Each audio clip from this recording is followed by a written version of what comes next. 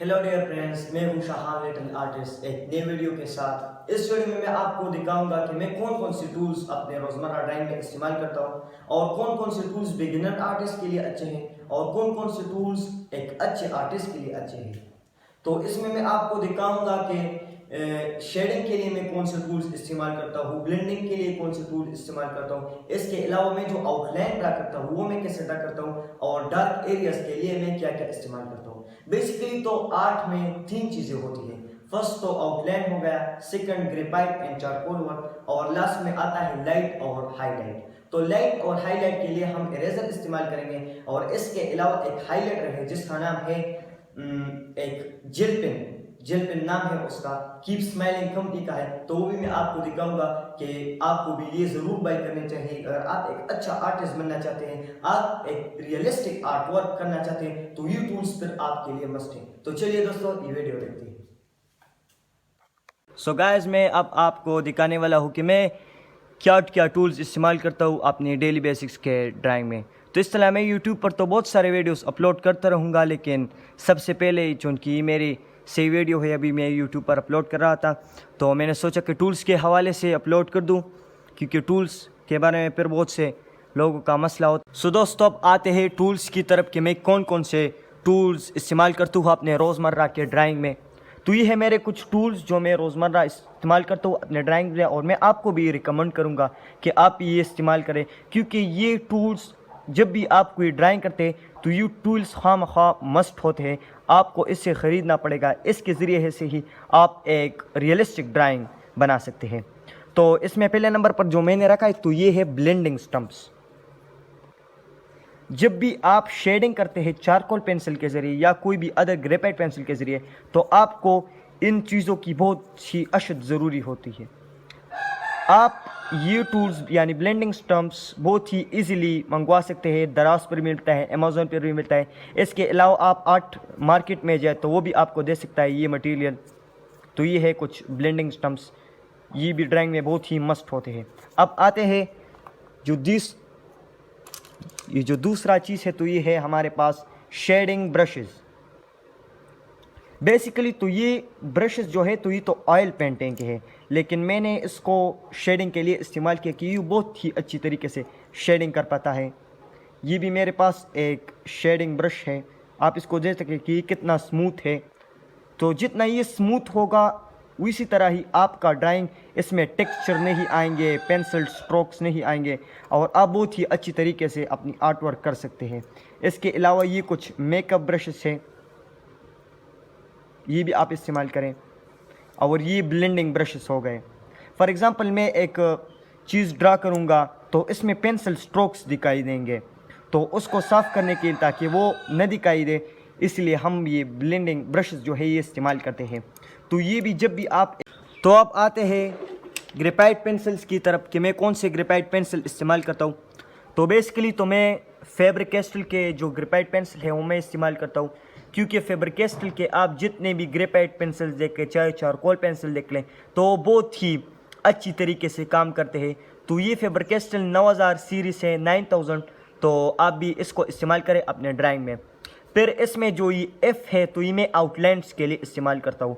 आप जब भी कोई ड्राइंग करते हैं तो आप सबसे पहले उसका आउटलाइन खींचेंगे और इसके बाद आप फिर उस पर काम स्टार्ट करेंगे। फिर लास्ट में लाइट और हाईलाइट। तो फिर उसके बाद 4B है, ये 4B ये एफ़ से थोड़ा डार्क होता है, तो ये 4B, तो ये भी मस्ट है कि आपके पास एक एफ़ पेंसिल होना चाहिए, एक 4B और एक 8B। फिर ये 8B जो होता है तो फिर ये 4B से भी ज़्यादा डार्क होता है। जिस तरह भी आप आगे बढ़ेंगे तो डार्क होता जाएगा। 8B से ज़्यादा डार्क 9B होगा और 9B से ज़्यादा डार्क 10B। तो ये भी टूल्स आपको चाहिए।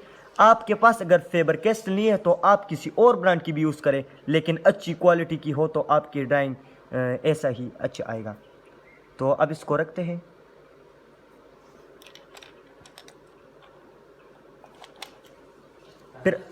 फिर आते हैं टूल्स हाईलाइट के कि मैं हाईलाइटिंग के लिए कौन से टूल्स इस्तेमाल करता हूँ। तो ये हमारे तो अब आते हैं हम हाईलाइट टूल्स की तरफ कि हाईलाइटिंग के लिए आपको कौन से टूल्स इस्तेमाल करने होंगे। तो ये तो कुछ मेरे पास कीप स्माइलिंग ब्रांड की कोई हाईलाइट है, आप इसके बजाय चारकोल पेंसिल भी इस्तेमाल करते हैं। मेरे पास तो यहाँ पर जो चारकोल पेंसिल है तो वाइट चारकोल पेंसिल है, इस पे ब्रांड नहीं लिखा हुआ, और ये कीप स्माइलिंग की है। कीप स्माइलिंग कंपनी का नाम यहाँ पर लिखा है। हाईलाइट पेन, इसका जो नंबर है तो वो 8 है। इस तरह आपको दीगर नंबरात के मिलेंगे, लेकिन ये 8 ये नॉर्मल होता है और ये बहुत अच्छी तरीके से हाईलाइटिंग करता है।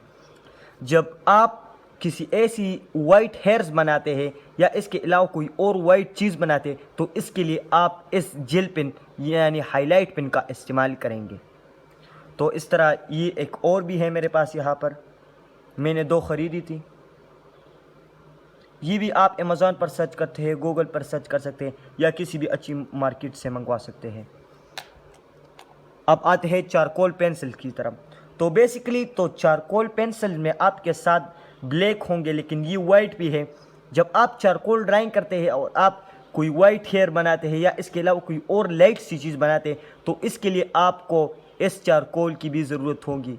इस चारकोल यानी बहुत ही बड़ी अहमियत का हामिल है। आप कोई भी चारकोल पेंसिल इस्तेमाल करते हैं लेकिन वो वाइट होना चाहिए, तो इसके ज़रिए से ही आप वाइट चीज़ को बना सकेंगे।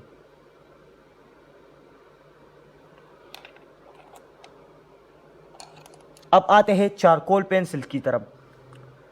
अगर आप बिगिनर हैं तो आपको चारकोल पेंसिल इस्तेमाल नहीं करनी चाहिए। चारकोल पेंसिल के बजाय आपको ये जो फेबर कैस्टल के ग्रेफाइट पेंसिल है ये इस्तेमाल करने चाहिए।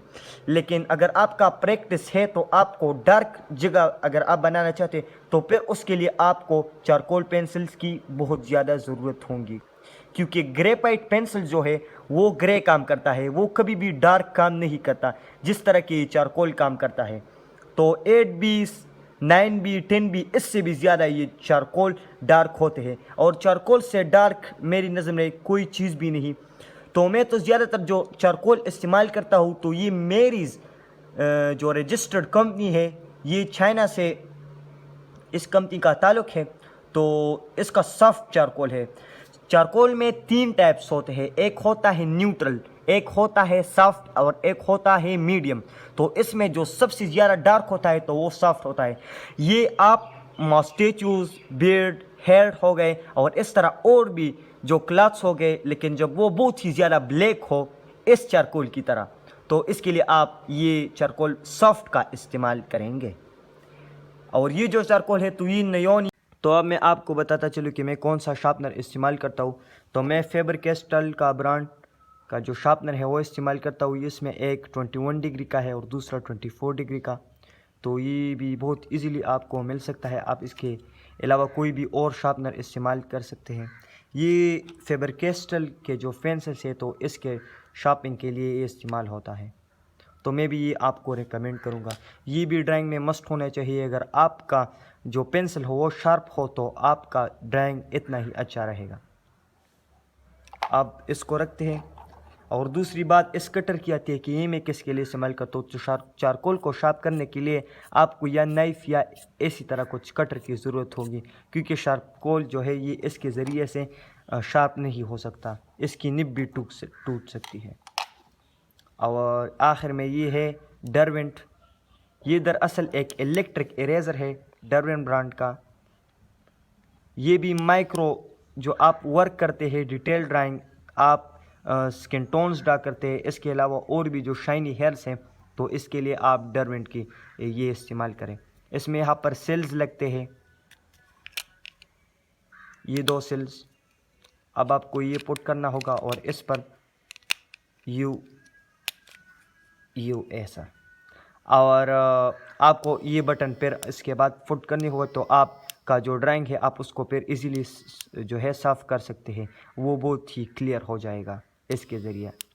अगर आपके पास ये नहीं हो तो आप इसके बजाय ये दोनों इरेज़र भी इस्तेमाल कर सकते हैं, लेकिन इससे जिस तरह डिटेल से वर्क होता है तो इन दोनों से नहीं होता। इसके अलावा यहाँ पर एक और इरेज़र भी पड़ा हुआ है, इसको नीडेबल इरेज़र कहते हैं। ये भी बिल्कुल च्युइंग गम की तरह ही होता है। तो ये भी मैं अपने ज़्यादातर ड्राइंग में इस्तेमाल करता हूँ। अभी मैं ड्राइंग ट्यूटोरियल स्टार्ट करने वाला हूँ जिसमें मैं आपको बहुत ही पार्ट्स के बारे में बताऊँगा कि आपको ह्यूमन के पार्ट्स हो गए, आई हो गया, नोज़ हो गया, लिप्स हो गए, टीथ हो गए, इसके अलावा हेयर्स, क्लॉथ्स के आपको वो किस तरह ड्रा करने पड़ेंगे, तो मैं आपको वो भी दिखाऊंगा। तो अगर आप और ट्यूटोरियल देखना चाहिएगा और इसके हवाले से आपको कोई क्वेश्चन एराइज होता हो आपके ब्रेन में कि ये कौन सा टूल्स है, तो वो भी मैं आपको बताऊंगा। आप कमेंट्स में अपनी राय ज़रूर दें। अगर वीडियो पसंद आए तो आप इसको सब्सक्राइब भी करें और दोस्तों के साथ शेयर भी करें। तो ये है मेरे कुछ आर्ट के मटेरियल जो मैं अपनी रोज़मर्रा ड्राइंग में इस्तेमाल करता हूँ। और ये जो मैंने आपको जितने भी टूल्स बताए तो ये ड्राइंग के लिए मस्ट होंगे, आपको इससे बाय करना होगा, तो यूँ ही आप एक अच्छा पोर्ट्रेट बनवा सकेंगे। तो चलते हैं दोस्तों, फिर अगली वीडियो में मिलेंगे। अस्सलाम वालेकुम।